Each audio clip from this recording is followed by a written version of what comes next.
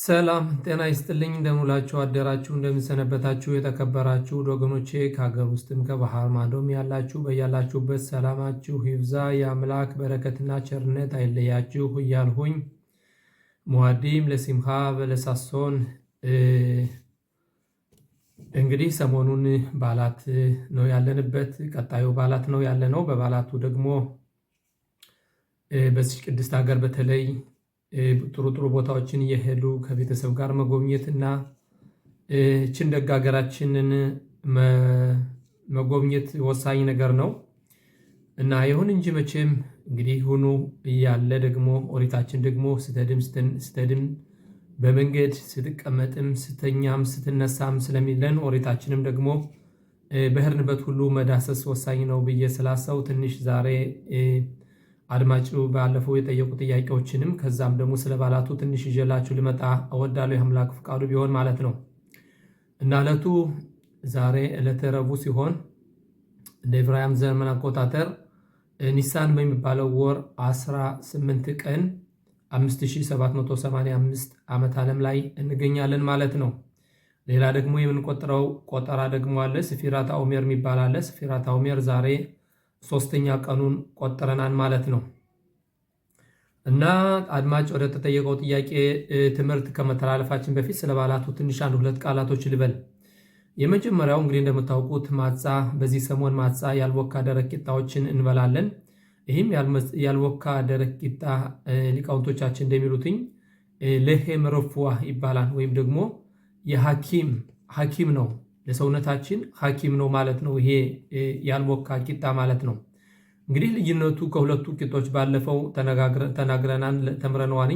ልዩነቱ ሁላችንም እናውቃለን።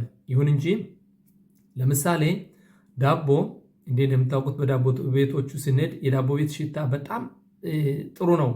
እንደገና ሲበሉት ደግሞ ለስላሳ ነው፣ ይመቻል። ይሁን እንጂ የወካ ዳቦ በዛውን ቀን ጣሚ ነው። በሁለተኛው ቀን ግን ትንሽ ይደርቃል። በሶስተኛው ቀን ለመብላትም ያስቸግራል። በአራተኛው ቀን ይሸትና ይበላሻል ማለት ነው። ይህ ማለት የጸራ ምንለው ሰይጣን ካሽ ደሞዝ በአሁኒቱ ማለትም ካሽ ይባላል ወይም ደግሞ ምዙማን ይባላል። በምዙማን ነው የሚሰጠው ማለት ነው። አሁን ዳቦ ልክ በዛውን ቀን ስናየው በጣም ጣሚ ነው። በሁለተኛው ቀን እንዲህ እያለ እያነሰ በሶስተኛውና በአራተኛው ቀን ግን እየተበላሸና እየደረቀ ሄዳን መብላት አይቻልም። በተገላቢጦሽ ማጻ ምንለው ያልወካ ቂጣ ግን ዛሬም ስናየው ያው ነው፣ ነገም ስናየው ያው ነው፣ የዛሬ ዓመት ብናያት ያው ነው ማለት ነው።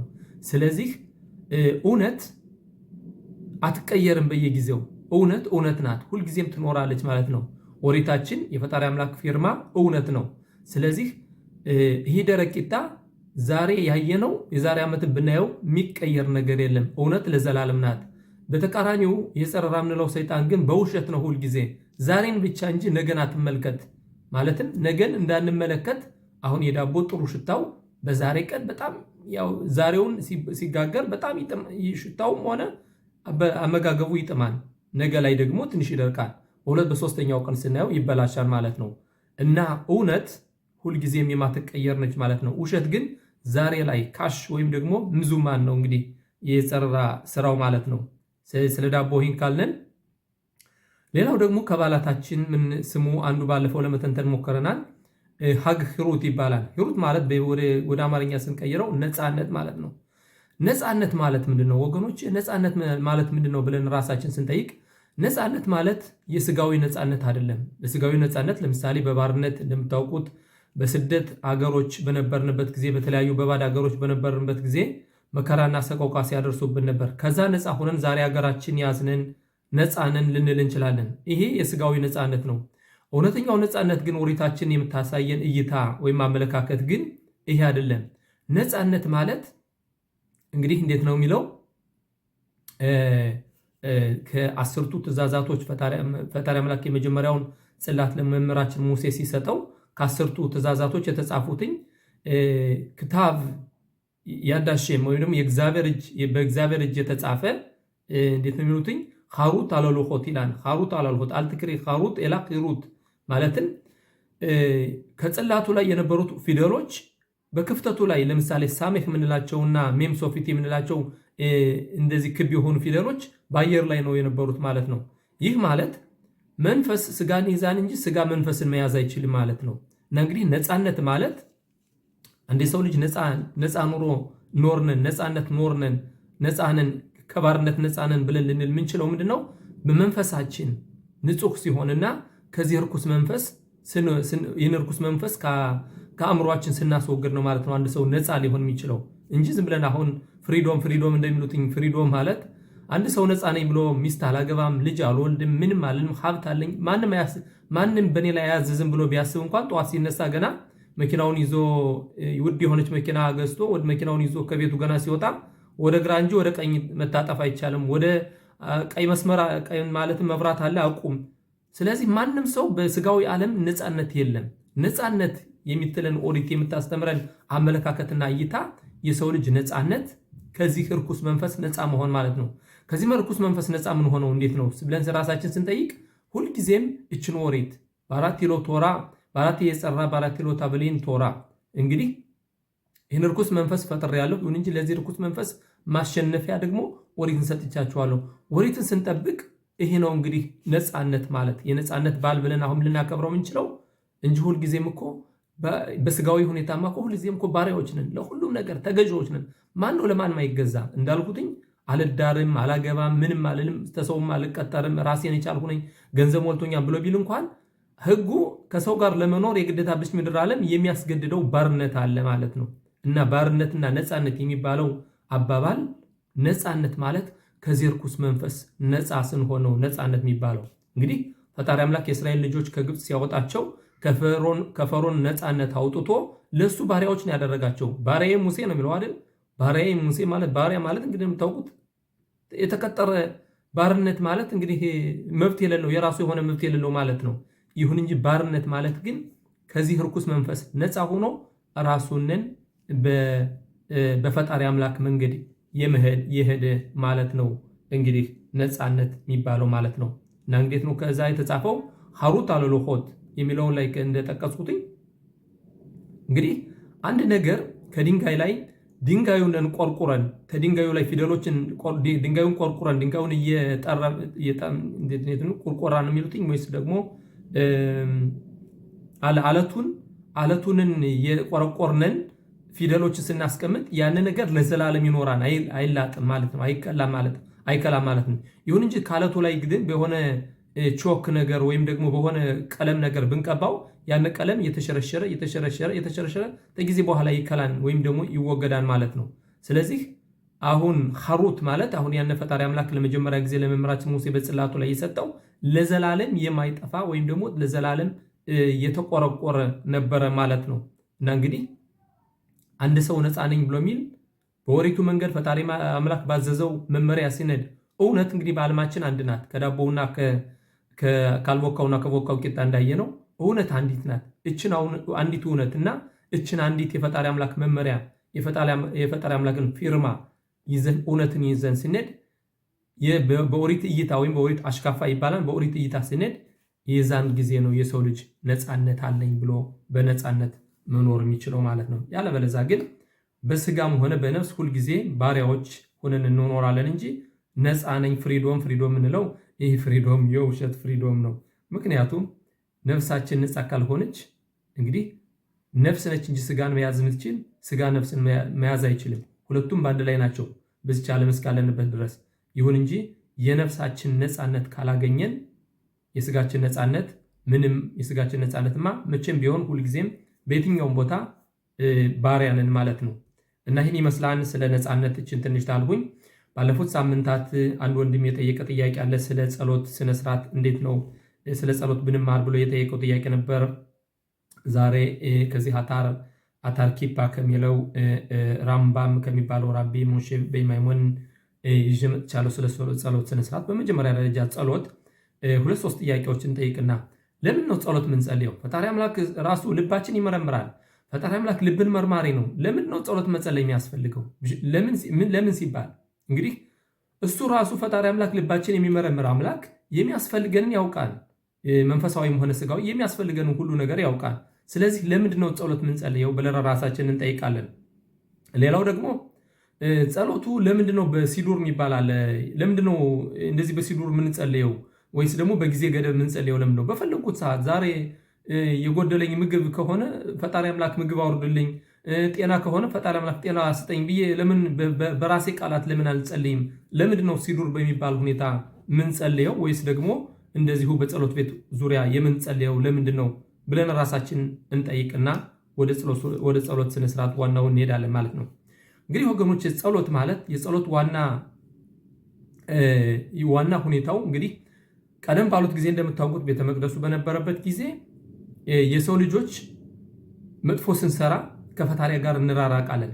እንግዲህ ፈጣሪ አምላክ አሁን 7 ሰማያዊ ሰማያታት የሚባል ርቋን ከኛ ከሰው ልጆች ማለት ነው። በይብሪት ምን ይባላል? ቪሎን፣ ራኪያ፣ ሻሃኪም፣ ማሆን፣ አራቦት የሚባል አለ።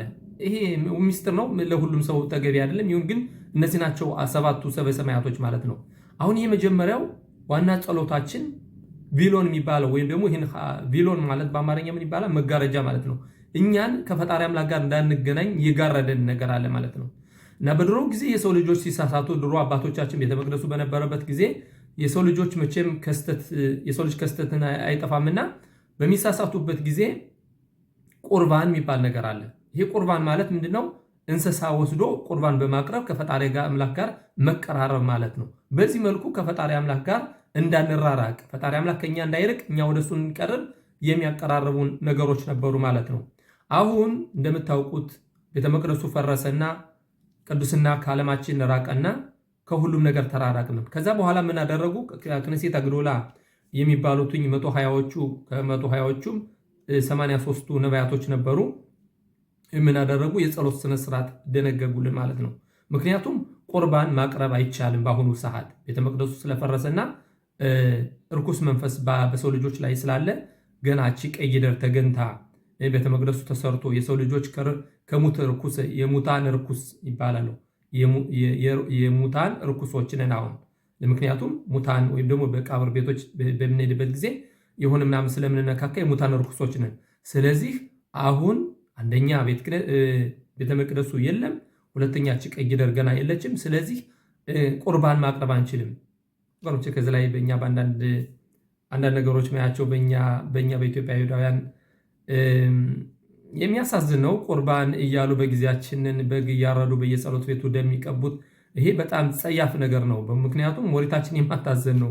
ቤተ መቅደስ የለም። ለማን ነው ቁርባን የምናቀርበው? ለማን ነው? ለአጋንንት ለሰይጣን ነው። ይሄ በራሱ እያንዳንዱ በሁኔታው ግን እንጂ ወደ ራሳችን ስንመለስ ዋና የጸሎት ዓላማው አጠር ስናደርገው የጸሎት ዓላማው እኛን የሰው ልጆችን በተሳሳትነ ቁጥር ከፈጣሪ ስለምንርቅ ከፈጣሪ ጋር ለማቀራረብ ማለት ነው። እና እንግዲህ ዛሬ በጊዜያችን እንዳልሁትኝ ቤተ መቅደስ ስለሌለ ቁርባን ስለሌለ ማቅረብ ስለማንችል ከፈጣሪ ጋር መቀራረብ ስለማንችል የምንቀራረብበት አንዱ መንገዳችን ጸሎት ነው ማለት ነው። እና ይህ ጸሎት እንዴት ነው? እንግዲህ መጀመሪያ ጥያቄዎችን ጠይቀናል። ፈጣሪ አምላክ እኛ የምንፈልገውን ያውቃል፣ የጎደልን ነገር ያውቃል። ለምንድን ነው ጸሎት መጸለይ የሚያስፈልገው ብለን ራሳችን ጠይቀናል። ፈጣሪ አምላክ ከኛን ጸሎት አይደለም የሚፈልገው፣ ከኛ ጸሎት አይፈልግም። ፈጣሪ አምላክ እንዴት ነው የሚሉትኝ? ምታቤ ምትፊላታም ሸላ ጸዲቅም አባቶች አብርሃም አባታችንና ሳራ እናታችን እንዲሁም ይስሐቅ አባታችንና ርብቃ ከዛም ደግሞ ልያ ማነው ራሄል የምትባለው እንዲሁም ሐና እንደምታውቁትኝ ሐና የነቢዩ ሳሙኤል እናት መካኖች ነበሩ። ለምንድን ነው ፈጣሪ አምላክ እንደገና ጻድቃኖችንን መካን ያደረጋቸው ብለው ሊቃውንቶች ይጠይቃሉ። ይህ የሆነበት ዋናው ምክንያት ምንድን ነው? ፈጣሪ አምላክ ጸሎታቸውን ይፈልጋል፣ ቅርበታቸውን ይፈልጋል፣ እንዲቀርቡት ይፈልጋል እንጂ ፈጣሪ አምላክ የእኛን ጸሎት ወይም እኛን ቁርባን አይደለም የሚፈልገው። ፈጣሪ አምላክ ከፍጥረቶቹ እኛ መጥፎ ስራ እንግዲህ የሰው ልጅ ከእንስሳት በተለየና ከመላእክታኖች በተለየ እኛ መንፈስና ስጋ አለን። መንፈስ ልክ እንደ መላእክታኖች፣ ስጋ ደግሞ ልክ እንደ እንስሶች አለን ማለት ነው። መላእክታን ምርጫ የላቸውም፣ እንዲሁም ከብቶች እንስሳቶች ደግሞ ምርጫ የላቸውም። የሰው ልጅ ግን ምርጫው አለን። ስለዚህ በምርጫችን መጥፎ ስንሰራ ከፈጣሪ አምላክ እንርቃለን። ፈጣሪ አምላክ ደግሞ ፍጥረቶቹን ማራቅ አይፈልግም፣ ከሱ እንድንቀርብ ይፈልጋል። እንግዲህ ለሱ የሚጸልዩለትና ቅዱስ ቅዱስ የሚሉት ሁልጊዜ መላእክታኖች በሚሊዮን የሚቆጠሩ መላእክታኖች አሉትኝ። ይሁን እንጂ የኛው ግና እንደ ስራችን ምክንያቱም እናስ አዳም ከጸልሜ ነው በድሙቴ ነው ፈጣሪ አምላክ የሰው ልጅ በአምሳያው ሲፈጥረው ዓለምን የማፍረስ የመስራትም ኃይሉ አለን። ስለዚህ ሁል ጊዜ መጥፎ በሰራንን ቁጥር ከፈጣሪ አምላክ እንርቃለን። ፈጣሪ አምላክ ደግሞ ከሱ እንዳንርቅ ስለሚፈልግ በዚህ መልኩ በጸሎት ስንጸልይ በዚህ መልኩ ይህን የመጀመሪያውን ቪሎን ወይም ደግሞ መጋረጃ የሚለውን እንከፍታለን። ከዛም በኋላ ራኪያ ሸሃኪም እንዲህ ያለ ጸሎታችን ከከፍታው ይደርሳል ማለት ነው። ከፍታው ማለት ምንድነው? አራቦት ይባላል። ሰባቱን ሰማያቶች ሰንጥቃ ነው እንግዲህ ጸሎት ወደ ፈጣሪ አምላክ የምትደርሰው ማለት ነው። በዚህ መልኩ እንግዲህ ከፈጣሪ አምላክ ቅርበትን ስናገኝ የሚያስፈልገንን ሁሉ እናገኛለን ማለት ነው። እና ጸሎት ማለት እንግዲህ የጸሎት ዋና ዓላማው ከፈጣሪ አምላክ ጋር መቀራረብ ሲሆን ከዚህ ላይ ምን ይላል ራምባም? አሁን ጥያቄ ብዙ የሚጠይቁ ጥያቄዎች አሉ። ይሄን የሚያመጣው አታር ኪፓይ ከሚለው ነው የምወስደው። አሼሎት ሸላህ המצוות עשה להתפלל בכל יום שנאמר ועברתם את השם אלוקיכם מפי השמוע למדו שעבודה זו היא תפילה שנאמר לעבדו בכל לבבכם אמרו חכמים זו היא עבודה שבלב זו תפילה ואין כמניין תפילות מן התורה ואין משנה התפילה זאת מן התורה ואין לתפילה זמן לקבוע מן התורה እንግዲህ ራምባም እንደሚያሳየው ከመጀመሪያው ፔሬክ አለፍ ወይም አንዱ ላይ እንደሚያሳየው በኦሪት ጸሎት እንድትጸልይ አልተጻፈም። እንደገና በሚሽና ቢሆን በሁሉም ቦታ አልተጻፈም። ጸሎት ከምንድን ላይ ነው? ሚናይን ይላል። ሚናይን ከየት ላይ ነው የተጻፈው? ጸሎት በጊዜ ገደብ እንዲኖረው እንዳልኳችሁ እነዚህ 120 የክነሴት አባሎች የድሮዎቹ ናቸው ይህን ጸሎት ስነስርዓት የደነገጉልን እንጂ በኦሪት ጸሎት አልተጻፈም። አንድ ጸሎት የተጻፈው ቢኖር ኪርያት ሽማ ምንለው ወይ ደግሞ እስራኤል ሆይ ስማ ምንለው ጠዋትና ማታ እንድንለው ግድ ነው። ለምሳሌ አሁን በዚህ ሰሞን ትፍሊን አይታሰርም። ይሁን እንጂ በሌላው ጊዜ ከእሑድ ጀምረን ትፍሊን ስናስር ስራ የሚሄድ ሰው ሁላ እንኳን አቅም ባይኖረው ጊዜ ባይኖረው ሁሉን ጸሎት ለማድረስ የጸሎቱን ሁኔታ በአንድ ላይ እናየዋለን። ኪርያት ሽማ የሚባለው ወይም ደግሞ እስራኤል ሆይ ስማ እግዚአብሔር አምላክ እግዚአብሔር አንድ ነው ማለት የፈጣሪ አምላክን ለማንገስ ጠዋት ሸኸሪት ማታ እንለዋለን ማለት ነው። ለምንድን ሶስት ጸሎቶች ለምን እንደምንጸልይ ሙሳፍ የሚባለው እንደምንጸልይም ቀጠል አድርጌዋለሁ። ቀጠል ሲያደርግ ራምባም ምን ይላል? אז בהלכה הראשונה מתייחס הרמב"ם רבי משה בן מימון לשאלת ואומר לך להתפלל זה לא רק מהלב זה עבודת השם ועבודת השם היא גם דרך הלב. הציווי לעבוד את השם הוא לא סתם שבא לי, אלא זה דרך חיים שאני כל חיי את התפילה דרך ליבי שאני חייב להתפלל אותה. בהלכה אחרי כותב הרמב"ם እንግዲህ የልብ ጸሎት ማለት ነው። ፈጣሪ አምላክ የልብ ጸሎት ወይ ሄሮቴ ወይ ትኪ ወጣ ማቴ ህፃናቱ ጊዜ ልጅ ደግሞ ከቤት ስለሆነ እንግዲህ የልብ ጸሎት እንደሚለው ራምባም ይወጣኑ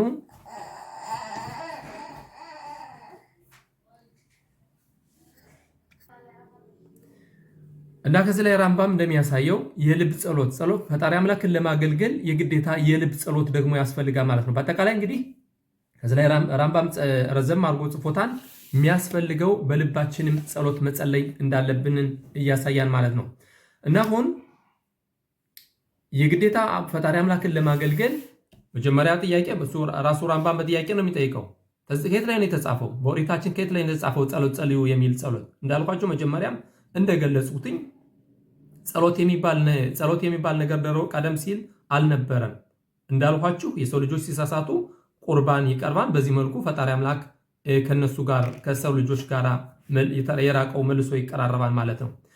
እና አሁን በቀን 3 ጸሎቶች ነው የምንጸልየው። እንግዲህ ይህንን የክኔሴት አንሻ ክኔሴት አግዶ ላይ ይባላል። ወይም ደግሞ ትልቆች የክኔሴት አባሎች ቀደም የነበሩት ከዛሬ 2000 ዓመት በፊት ቤተመቅደሱ ሁለተኛው ቤተመቅደስ ተመፍረሱ በፊት ነበር ይህንን የደነገጉት ማለት ነው።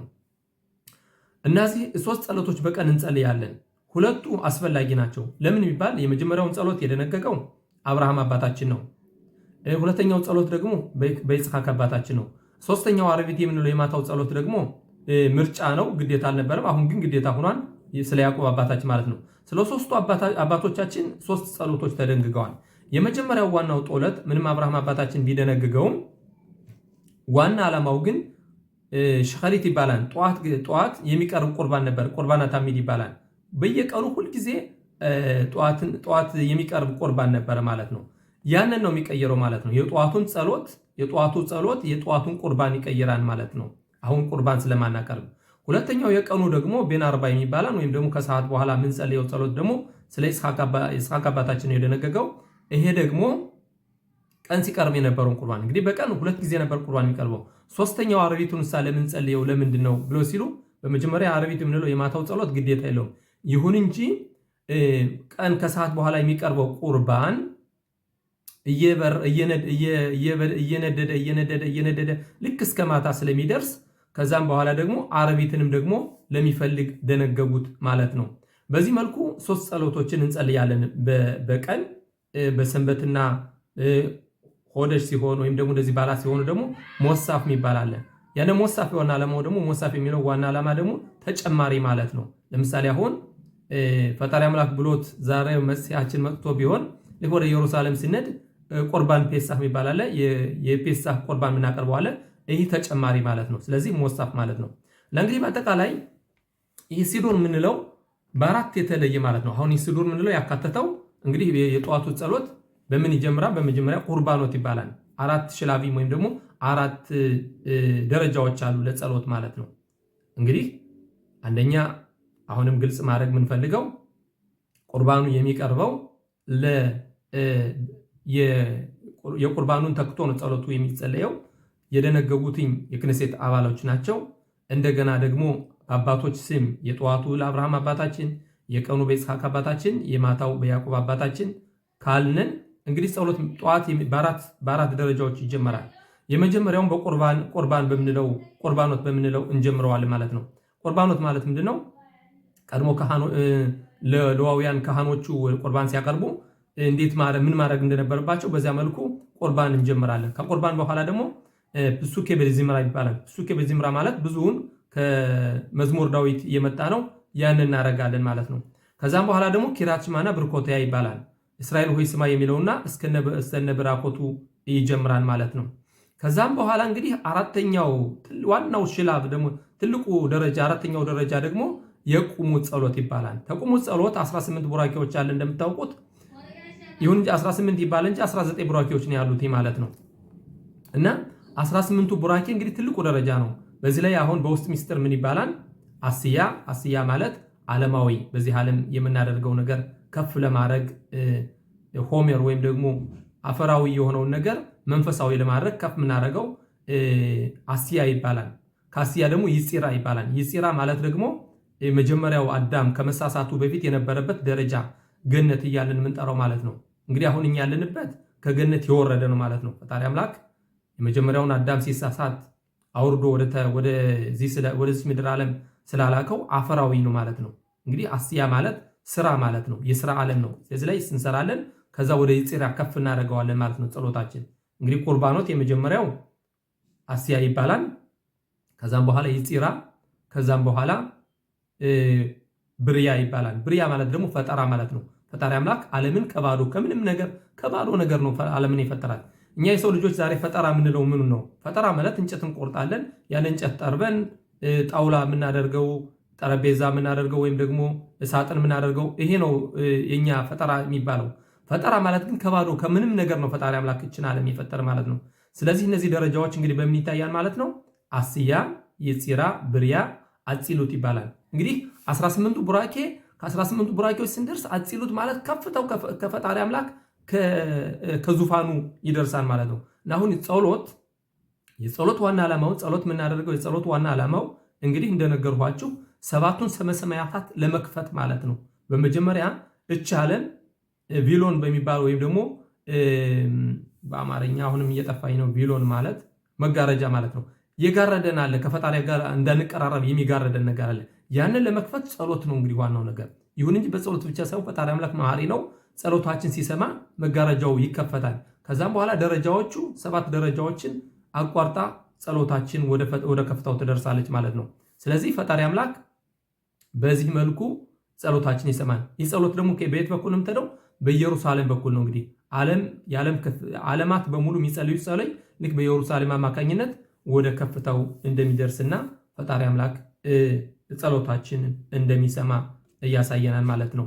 እና ከዚህ ላይ እንግዲህ ምን ይላል? አሁን ለምሳሌ አሁን ዋናውን 18ቱን ቡራኬ ከመድረሳችን በፊት እንዲህ የሚል አለ። ለምሳሌ ከከፍታው ከ18ቱ ቡራኬዎች ወይም ከ19ቱ ቡራኬዎች ከመድረሳችን በፊት እንዲህ እንላለን። ኤዝራታ ወቴኑ አጣሁ መውላ ማጌኑ ሙሻ ለህም ለብነህም አሐረህም በኮል ዶር በዶር በሮማ ወላ ሙሻ በሃው ምሽባትካ በጽድቃትካ አዳፍ ሲያረስ ኤሜት እውነት ነህ አንተ ኤሜት አሽሬ ኢሽ ሺሽማ ለምጽወትካ እውነት ነው ያንተን ትእዛዝ መስማት በቶራትካ ወድባርካ ያሲማ ሊቦ ያንተን ኦሪትና ያንተንን ቃላት ከልቡ የሚያስቀምጥ ይላል።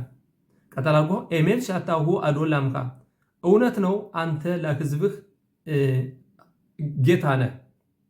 አዶን ማለት ነው። አዶን ላምካ ልክ እንዲህ ያለ ኤሜት ሻታሁ አዶን ላምካ ኡሜልህ ጊቦር ለሪብሪባ ሜልህ ማለት ንጉስና ጊቦር ማለት ደግሞ ጀግና ንጉስና ጀግና ነህ።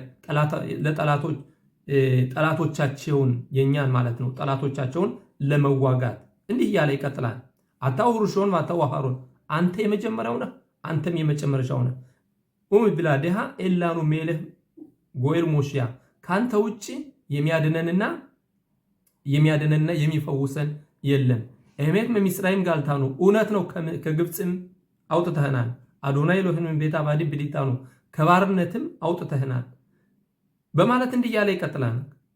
ኮል በሁሮሄም አራክታው በኋላ እስራኤል ጋልታ የግብፅን ባሪያዎች በሙሉ የግብፅን በኩሮች በሙሉ ገደልህ እኛን ግና አተረፍከን።